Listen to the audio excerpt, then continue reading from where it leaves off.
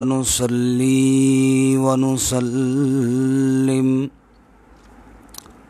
على رسوله الكريم أما بعد فأعوذ بالله من الشيطان الرجيم بسم الله الرحمن الرحيم فإذا نقر في الناقور فذلك يومئذ يوم عسير على الكافرين غير يسير فَإِذَا نُقِرَ فِي النَّاقُورِ پس جب پھونکا جائے گا سور میں فَذَلِكَ يَوْمَئِذٍ يَوْمٌ عَسِيرٌ پس یہ وہ دن ہوگا جو بہت سخت ہوگا عَلَى الْكَافِرِينَ غَيْرُ يَسِيرٌ کافروں پر آسان نہ ہوگا سبحان ربک رب العزت عما یصفون وسلام علی المرسلین والحمد للہ رب العالمین اللہم صل علی سیدنا و مولانا محمد وعلی آل سیدنا و مولانا محمد وعلی آلہ واصحابہ اجمعین معزز سامعین و ناظرین السلام علیکم ورحمۃ اللہ وبرکاتہ۔ امید ہے آپ سارے حضرات خیریت سے ہوں گے۔ اللہ تعالیٰ سب کو خیریت سے رکھے اور ہر قسم کی تکلیف سے اللہ تعالیٰ حفاظت فرمائے۔ قرآن کریم سورۃ المدثر کا آج یہ چوتھا درس ہے۔ اس سے قبل گزشتہ دروس میں آپ حضرات نے سنا امام الانبیاء رحمت کائنات حضرت محمد الرسول اللہ صلی اللہ علیہ وآلہ وسلم کو اللہ رب العزت نے دعوت کے ابتدائی مراحل میں کچھ کام کرنے کا حکم ارشاد فرمایا، بعض باتوں سے منع فرمایا۔ ایک نظر پچھلے سبق پہ دہراتے ہیں، یا ایھا المدثر، اے چادر میں لپٹے ہوئے میرے محبوب، قم فانذر، اٹھیں اور ڈرائیں، وربک فکبر، اور اپنے رب کی کبریائی کو بیان کریں، وثیابک فطہر، اور اپنے لباس کو پاک رکھیں، والرجز فہجر، گندگی کو چھوڑ دیجئے، دور کر دیجئے، ولا تمنن تستکثر، اور احسان کر کے کثرت کی امید نہ رکھیے، ولربک فاصبر، اور اپنے رب کے لیے صبر کیجئے۔ آج کے سبق میں فَإِذَا نُقِرَ فِي النَّاقُورِ روز محشر کا ذکر ہے، جب سور پھونکا جائے گا۔ اِذَا نُقِرَ فِي النَّاقُورِ کا آسان ترجمہ یہ ہے اِذَا نُفِخَ فِي الصُّورِ، کہ جب سور میں پھونک مار دی جائے گی تو یہ وہ دن ہوگا جو کافروں پر بڑا مشکل ہوگا، آسان نہیں ہوگا۔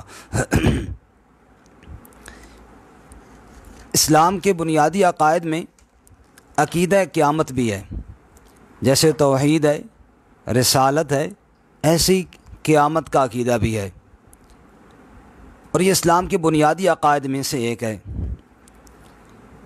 اذا نقر فی الناقور، جب سور پھونکا جائے گا، مفسرین فرماتے ہیں ایک وہ سور ہے جس کو نفخہ اولیٰ کہتے ہیں، پہلا سور، جس سے خوف و ہراس طاری ہوگا۔ خود قرآن کریم میں ہے فَإِذَا نُفِخَ فِي الصُّورِ فَفَزِعَ مَنْ فِي السَّمَاوَاتِ وَمَنْ فِي الْأَرْضِ، کہ جب سور پھونکا جائے گا تو آسمان والے بھی ڈر جائیں گے، زمین والے بھی ڈر جائیں گے۔ اور اسی خوف کو دوسری جگہ اللہ تعالیٰ نے یوں بیان کیا، یا ایھا الناس اتقوا ربکم ان زلزلۃ الساعۃ شیء عظیم، وہ قیامت کا زلزلہ بڑی ہولناک چیز ہے۔ تو یہ نفخہ اولیٰ ہے۔ ثم نفخ فیہ اخری فاذا هم قیام ینظرون، پھر دوبارہ پھونکا جائے گا اور سب قبروں سے اٹھ کر محشر کے میدان کی طرف جا رہے ہوں گے۔ نفخہ ثانیہ۔ قرآن کریم نے اکثر مقام پر نفخ فی الصور ہی فرمایا ہے، سور میں پھونکا جائے گا، لیکن یہاں پہ نقر فی الناقور فرمایا ہے۔ مفسرین فرماتے ہیں یہ جو ناقور ہے نا، اسی سے منقار بھی نکلا ہے۔ منقار، منقار کہتے ہیں چونچ کو۔ آپ نے دیکھا ہوگا کہ پرندہ اپنی چونچ زمین پر مار رہا ہوتا ہے، کرید رہا ہوتا ہے، کھود رہا ہوتا ہے۔ جب وہ منقار زمین پر مار رہا ہوتا ہے تو اس میں تین چیزیں ہوتی ہیں۔ ایک ضرب، وہ جو مار رہا ہے، دوسری صوت، اس ضرب کی آواز، اور تیسری اس کا اثر، وہ جہاں پہ وہ چونچ مارتا ہے کچھ نہ کچھ گڑا پڑ جاتا ہے۔ تین چیزیں ہیں، ضرب، آواز اور اس کا اثر۔ اذا نقر فی الناقور، جب قیامت کا سور پھونکا جائے گا تو اس میں بھی تین چیزیں ہیں۔ پہلی چیز وہ ضرب، جس کو اللہ دوسری جگہ بیان کرتے ہیں اذا جاءت الصاخہ، ایک خوفناک قسم کا دھماکہ۔ اذا جاءت الطامۃ الکبریٰ، ایک بہت بڑی آفت اور بہت بڑی مصیبت۔ حدیث پاک میں آتا ہے، جناب رسول اللہ صلی اللہ علیہ وآلہ وسلم نے ارشاد فرمایا، کیف انعم وصاحب القرن قد التقم القرن، میں کیسے دنیا کی لذتیں حاصل کر سکتا ہوں کہ وہ قرن والا، سور پھونکنے والا جو فرشتہ ہے، اس نے وہ نرسنگا منہ میں لے لیا ہوا ہے۔ واستمع الاذن، اور اس نے کان اللہ کی طرف لگا لیا ہوا ہے کہ متی یؤمر بالنفخ فینفخ، کب اسے حکم دیا جائے سور پھونکنے کا اور وہ پھونک دے۔ جب آپ نے یہ بات ارشاد فرمائی، اصحاب رسول صلی اللہ علیہ وسلم پر یہ بڑی شاک گزری، بڑے ڈر گئے۔ آپ صلی اللہ علیہ وسلم نے فرمایا، تم یوں کہو حسبنا اللہ ونعم الوکیل علی اللہ توکلنا، ہمیں اللہ کافی ہے اور وہ بہتر کارساز ہے اور ہم نے اللہ ہی پر بھروسہ کیا۔ یہاں پہ تھوڑی سی یہ بات بھی سمجھیے کہ ہمارے ہاں حسبنا اللہ ونعم الوکیل صرف دنیاوی ضرورتوں کے لیے پڑھا جاتا ہے۔ وہ جی دشمن آ رہا ہے، وہ جی حسبنا اللہ، اچھی بات ہے، یہ بھی درست ہے، یہ بھی پڑھنا چاہیے، لیکن اخروی مصائب سے بچنے کے لیے بھی حسبنا اللہ ونعم الوکیل پڑھنا چاہیے۔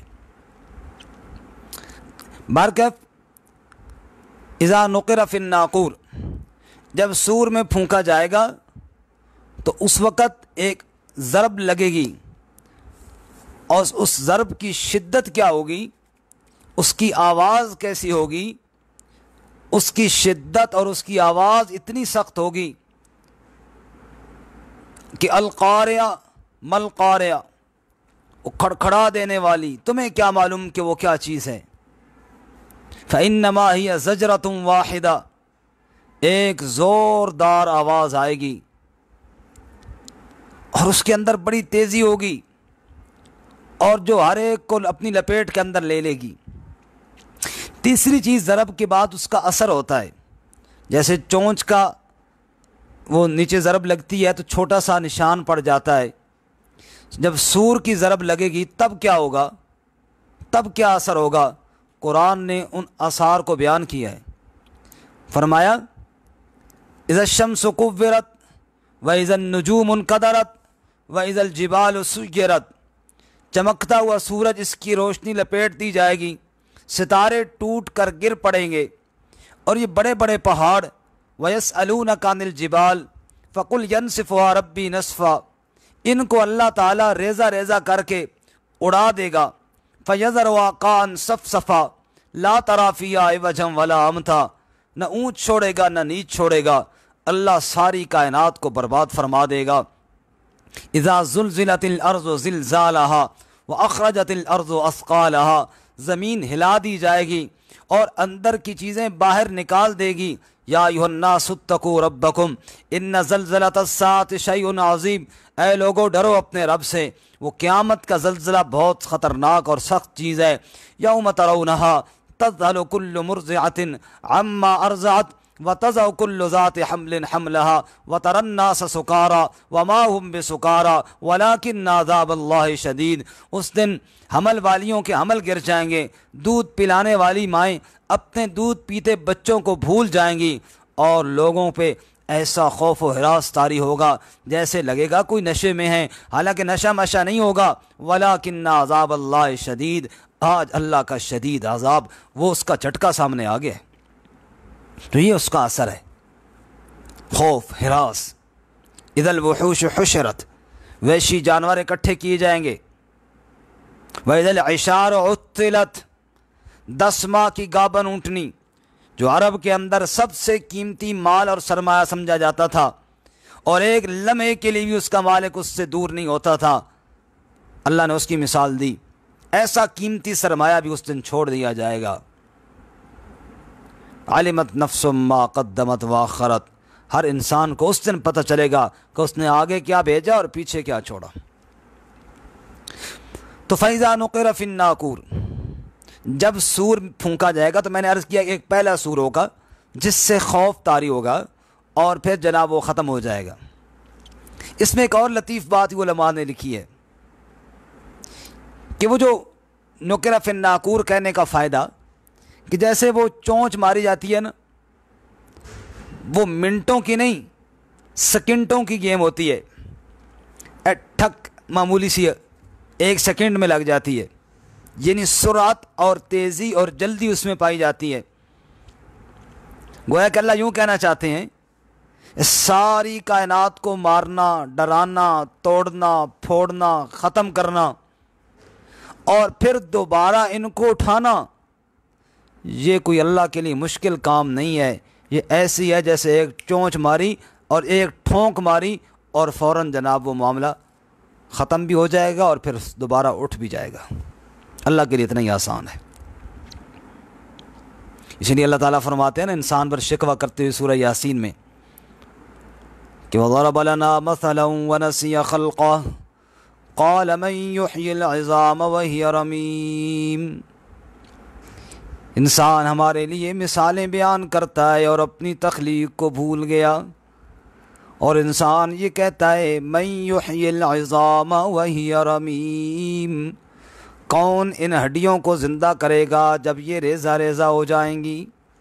कुल युह्यिहा अल्लज़ी अंशअहा अव्वल मर्रा, कह दे मेरे महबूब सल्लल्लाहु अलैहि वसल्लम, इन हड्डियों को वो ज़िंदा करेगा जिसने इनको पहली मर्तबा पैदा किया। वहुवा बिकुल्लि खल्क़िन अलीम, और वो अपनी हर तख्लीक को जानने वाला है, और ये काम उसके लिए कोई मुश्किल कोई नहीं।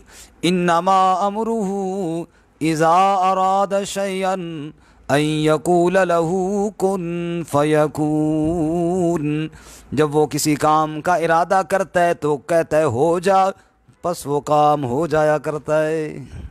तो ये पहला सूर फूंका जाएगा जिससे खौफ व हिरास। दूसरे सूर में फिर उठाया जाएगा, सुम्मा नुफ़िख़ फ़ी उख़रा फ़इज़ा हुम क़ियामुन यंज़ुरून, फिर दूसरा सूर फूंका जाएगा, सब कब्रों से उठ खड़े होंगे। जो पहला नफ़क़ा है ना जी, ये हर एक के लिए नहीं है, याद रखना, ये सिर्फ़ काफ़िरों के लिए है। क्यों? कि उस वक़्त तक क़यामत नहीं आएगी जब तक ज़मीन पर अहले ईमान बाकी रहेंगे। हदीस शरीफ में है, उस वक़्त तक क़यामत नहीं कायम होगी। जब सारे अहले ईमान दुनिया से उठ जाएंगे और अल्लाह का नाम लेने वाला दुनिया में खालिस कोई नहीं रहेगा, तभी अल्लाह ताला इस दुनिया को ख़त्म फरमाएंगे और क़यामत आ जाएगी। तो उस वक़्त सारे काफिर होंगे, अल्हम्दुलिल्लाह अहले ईमान नहीं होंगे। तो खौफ व हिरास वाला नफ़क़ा कुफ़ार के लिए। दूसरा जो नफ़क़ा है वो सब के लिए, क्योंकि कब्रों से तो सब ने उठना है, जिसको सूरह यासीन में बयान किया, व नुफ़िख़ फ़िस्सूर फ़इज़ा हुम मिनल अजदासी इला रब्बिहिम यंसिलून, कब्रों से उठेंगे, سب محشر کے میدان کی طرف جا رہے ہوں گے. قالوا یا ویلنا من بعثنا من مرقدنا، اور پوچھ رہے ہوں گے کس نے ہمیں قبروں سے اٹھا دیا. جواب آئے گا ھذا ما وعد الرحمن وصدق المرسلون، آج رحمان کا وعدہ اور نبیوں کی بات سچی ہونے کا دن آ گیا ہے. تو یہ دوسرا سور، یہاں پہ اس دوسرے سور کا ذکر ہے جی. کیوں کہ قیامت کا دن اس دوسرے سور سے شروع ہوگا. اور وہ دن کتنا ہوگا؟ کان مقدار 50,000 سنہ، اس دن کی مقدار 50,000 سال ہوگی. 50,000 سال کا وہ دن ہوگا. اللہ فرماتے ہیں فذالک یومئذ یوم عسیر، یہ دن بہت سخت ہوگا. کس پہ یا اللہ؟ کعلی الکافرین غیر یسیر، کافروں پر یہ دن آسان نہ ہوگا. معلوم ہوا اہل ایمان پہ سخت نہیں ہوگا، کافروں پہ سخت ہوگا. اب چند ایک آیات میں عرض کر دیتا ہوں کہ جن میں اللہ تعالیٰ نے بتایا کہ اہل ایمان پر یہ دن آسان ہوگا اور کافروں پر سخت ہوگا. اہل ایمان کا ذکر کرتے ہوئے اللہ فرماتے ہیں وَهُم مِّن فَزَعٍ يَوْمَئِذٍ آمِنُونَ، اہل ایمان محشر والے دن کی گھبراہٹ سے محفوظ رہیں گے، اللہ ان کی حفاظت فرمائے گا. اور ایک جگہ فرماتے ہیں یوم نحشر المتقین الی الرحمن وفدا، اس دن متقین اللہ تعالیٰ کی طرف وفد کی صورت میں پیش کر دیے جائیں گے. رسول اللہ صلی اللہ علیہ وسلم نے ارشاد فرمایا مومن کے لیے اتنا ہی یہ آسان ہوگا جیسے نماز کا ایک وقت مومن کے لیے آسان ہوتا ہے. نماز کے لیے مومن جاتا ہے، وضو کیا، نماز پڑھ کے آ گیا، ایسے ہی یہ قیامت کا دن اس کے لیے گزر جائے گا، پتہ ہی نہیں چلے گا. اللہ ہمیں بھی قیامت والے دن کی سختی سے محفوظ فرمائے اور اللہ تعالیٰ قیامت کی آسانی ہمیں بھی نصیب فرمائے.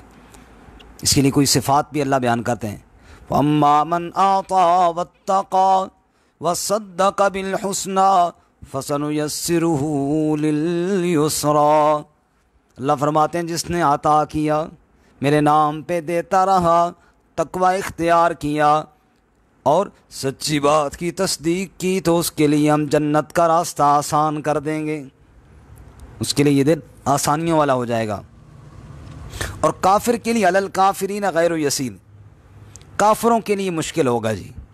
قرآن بیان کرتا ہے کیسے مشکل ہوگا، فرمایا وَنَسُوقُ الْمُجْرِمِينَ إِلَىٰ جَهَنَّمَ وِرْدًا، مجرموں کو جہنم کی طرف ہانکا جائے گا اور پیاسے ہوں گے وہ.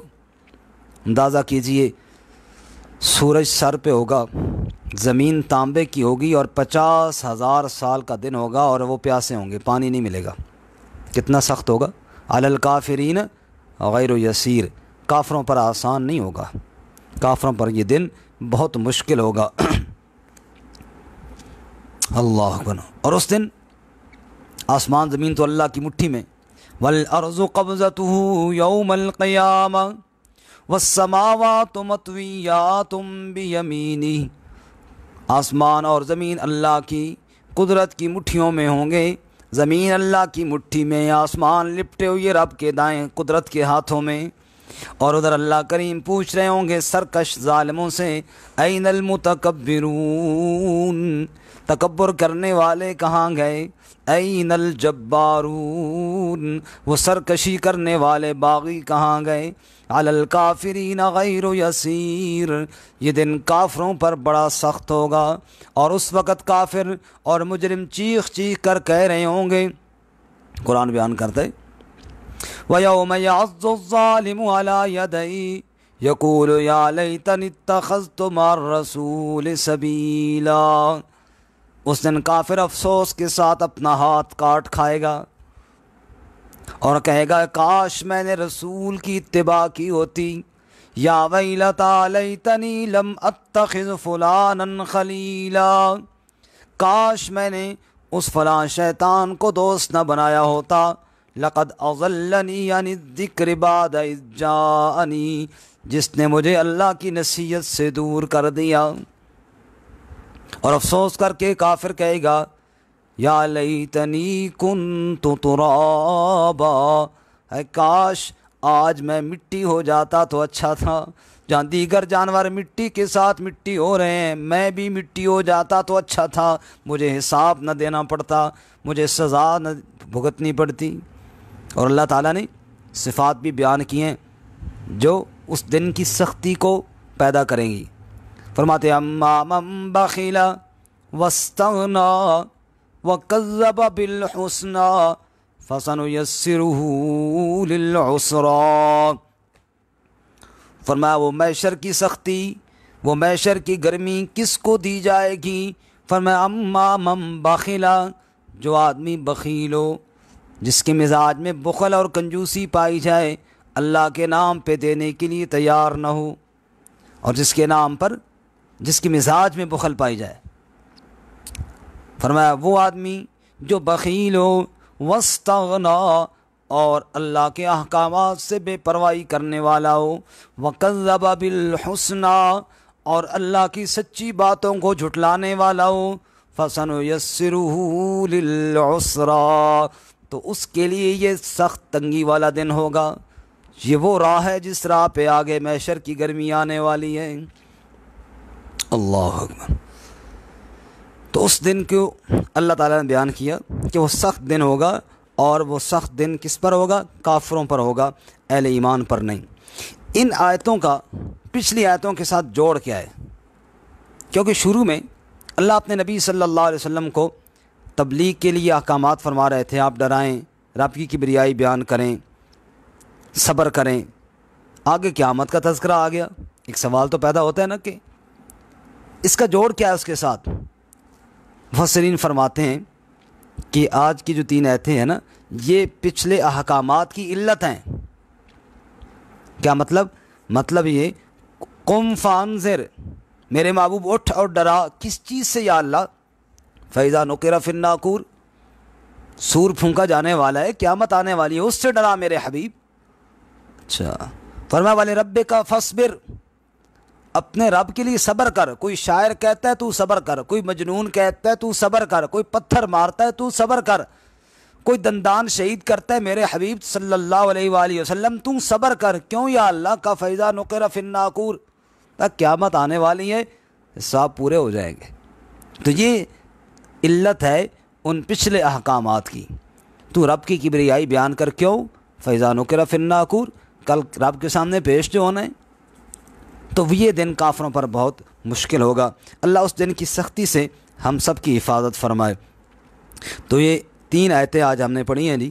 فَإِذَا نُقِرَ فِي النَّاقُورِ، جب سور میں پھونکا جائے گا، فَذَلِكَ يَوْمَئِذٍ يَوْمٌ عَسِيرٌ، تو یہ وہ دن ہوگا جو کافروں پر، یہ وہ دن ہوگا جو سخت ہوگا۔ عَلَى الْكَافِرِينَ غَيْرُ يَسِيرٌ، کافروں پر آسان نہیں ہوگا۔ اللہ اس دن کی سختی سے ہماری حفاظت فرمائے۔ وآخر دعوانا ان الحمد للہ رب العالمین۔ السلام علیکم ورحمۃ اللہ وبرکاتہ۔